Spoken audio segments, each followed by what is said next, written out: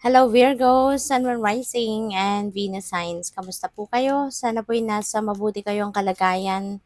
Welcome back po sa Star Tarot at kung bago kayo rito, welcome din po kayo. Please subscribe, like, share my videos, leave me a comment po kung nakaresonate kayo. Thank you. So, wisdom. Na yan. So, Virgo. Feeling ko si Virgo, you are definitely a person of wisdom. Ang dami mo ng at saka kanina ko pa naririnig yung old soul. So siguro alam ninyo sa sarili ninyo na you are an old soul. Maaaring naririnig nyo din yan, no? Sa mga nakakausap ninyo, maaaring may mga tao na nakapagsabi sa iyo na you are an old soul. You're a person of wisdom. Ang dami mo nang alam sa buhay. Ang dami mo nang natutunan in life. Sa mga life experiences mo. Ang dami mo nang alam, no? Kaya ngayon, no, maaring yung mga alam mo, this is the best time for you to apply that, no, sa inyong sitwasyon, kung ano man ang mga naging kaalaman mo na in the past. And po pwede rin, ano, na magbukas din ang isip mo, yung sarili mo para sa pagtanggap ng advice pa rin ng iba. Kasi pwedeng meron kang ibang situation sa ngayon na kailangan mo pa rin ng advice ng ibang tao. So, don't hesitate to ask for help kung sa tingin mo kailangan mo pang makarinig, no, ng opinyon ng iba, perspective ng iba, 'di ba? Na maaari makatulong sa iyo na makapagdesisyon ka.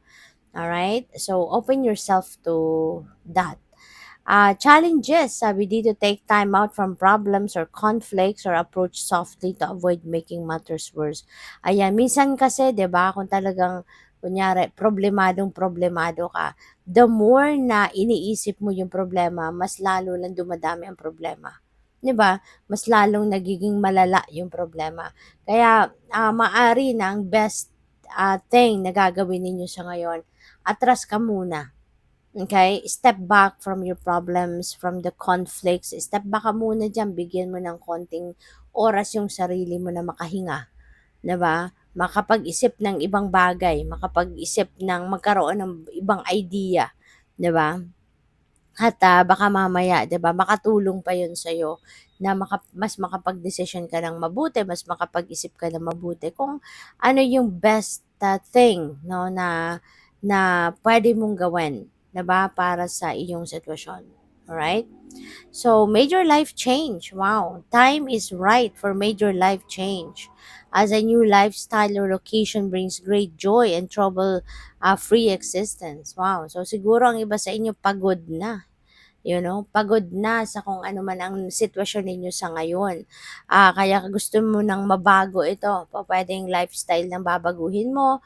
Maaaring mag-change ka na kung papaano mo hinaharap ang buhay, ano yung mga ginagawa mo sa araw-araw. Dati siguro, 'di ba, masyado kang garbo, masyado kang kumbaga high-end, high maintenance, mga ganyan. Baka ngayon maiisip mo na, teka lang, I want a break at sisimplihan ko muna yung buhay ko. Sisimplihan ko muna yung way of living ko, yung mga gano'n. Yung parang magkaroon ka lang ng break ba? Magkaroon ka ng ah, panibagong routine, yung gano'n, ano? Kaya po pwede ang iba sa inyo mag-iisip ng maiba naman. Pupuwede rin ang iba sa inyo magre-relocate, 'di ba? Baka napapagod na kayo sa kakatingin sa mga kapitbahay, naiinis na kayo sa pakikinig sa mga boses ng mga kapitbahay niyo, maaaring gano'n kaya po puwedeng magre-relocate kayo, 'no? Or ayaw niyo na, pagod na kayo kakapakinig ng kung anong mga ingay, 'no, na naririnig ninyo sa paligid ninyo. Kaya parang gusto muna ninyo ng break, gusto mo munang magbago, 'no? Parang gusto mo munang maglipat sa lugar na yung bang tahimik naman, 'no? Tahimik muna, wala munang noise pollution, yung mga gano'n. So, by the way, maraming salamat, no, for subscribing, and if you haven't subscribed yet, subscribe na kayo. And also, maraming salamat din for not skipping the ads. Malaking bagay yan sa akin. And also, please click the join button sa baba ng video kung gusto niyo na mag-join sa membership. Okay? Salamat po. What else? We have leisure. Remain light-hearted. Okay? Huwag mong stressan ang sarili mo.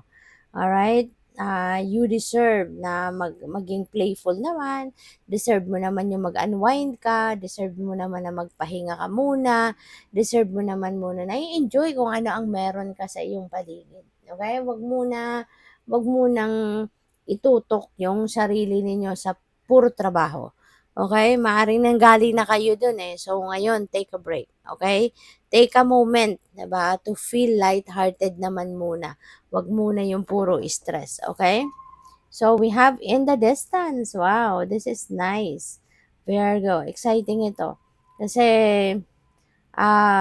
maaari, no, na meron kang pangarap, matagal nang pinapangarap sa buhay. Maaaring nung mga bata ka pa, pupuwedeng childhood dream mo ito, you know? Pupuwede rin naman na hindi. Pero puwede rin na possible 'yan na childhood dream mo 'to or pupuwedeng mga dream mo 'to nung college ka, college days mo or nung high school life mo, 'di ba? Pupuwedeng mga pangarap mo 'to noon at ngayon matutupad mo na, 'no? Maaaring ngayon ito na maisa sa katuparan mo na, makikita mo na sa buhay mo 'yan, mararanasan mo na, you are going to live your dream na. No? So, good for you, Virgo. Congrats.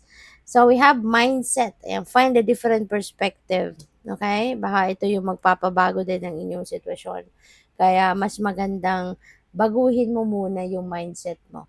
No? May maaring mindset ito in life in general or po pwedeng mindset ninyo ito sa relationships or yung mindset ninyo sa pera sa pagtatrabaho, yung gano'n. So, you need to find a different perspective para na magkaroon naman kayo ng fresh ideas, 'di ba? Fresh mind sa ngayon. Kung maiba naman, no, yung tingin mo sa mga bagay-bagay, okay? So, we have nurture, water your garden, kasi alam mo kung bakit. Maaring sa sobrang sipag mo, kasi si Virgo workaholic kayo, 'di ba? Napakasipag ninyo. Baka ito, sa sobrang kasipagan ninyo, trabaho lang kayo ng trabaho, tapos yung sarili ninyo, hindi nyo na naaasikaso. Yung sarili ninyo, nakakaligtaan mo ng alagaan, 'di ba? Kaya paalala ito sa inyo na walang problema kung magsisipag ka, 'di ba, sa trabaho, career mo, sa business, 'di ba? Pero provided na aalagaan mo din ang inyong sarili. Kasi kung ikaw pagod ka na, exhausted ka na, energy drain ka na, o ano pa ang lakas, 'di ba, na gagamitin mo para gampanan ang trabaho mo, 'di ba? Or yung mga obligations and responsibilities mo. Kaya dapat uunahin mo muna yung sarili mo. Unahin mo munang palakasin, maging healthy ka, maging malusog ka lagi para na you will be able to perform your job well, 'di ba? So what else? We have opportunity. Ayan, so this is nice. Na merong oportunidad na dadating. Merong kung ano mang klaseng opportunity ito, kayo na lang ang tanging nakakaalam niyan kung ano ito, 'di ba? Kung sa anong area of life papasok, 'di ba? Yung opportunity na 'to. But yeah, this is good, no? Ipagdasal mo na 'yan, 'di ba? Ipagdasal mo ng pasasalamat yung opportunity na paparating. So we have gossip. Ayan, Virgo. Siguro ang daming naiinggit sa'yo. 'Di ba? Kasi ang iba nagchichismis kasi sinisiraan nila ang kung sino man ano na kinaiinggitan nila. Maaaring your life is, is better than others. Kaya siguro pinagchichismisan ka. Instead na buhay nila, yung pagtuunan nila ng pansin, ikaw yung binabantayan. Kasi siguro magandang-maganda ang sitwasyon mo sa buhay, kalagayan mo sa buhay, 'di ba? Masayang pamilya, masayang love life, maganda yung career.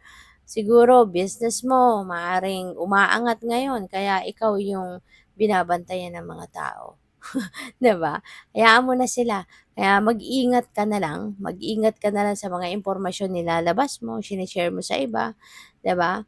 So, be careful with what you share with other people para walang maging dahilan ng ibang tao, 'di ba? Para anuhan ka, pagtuunan ka ng pansin.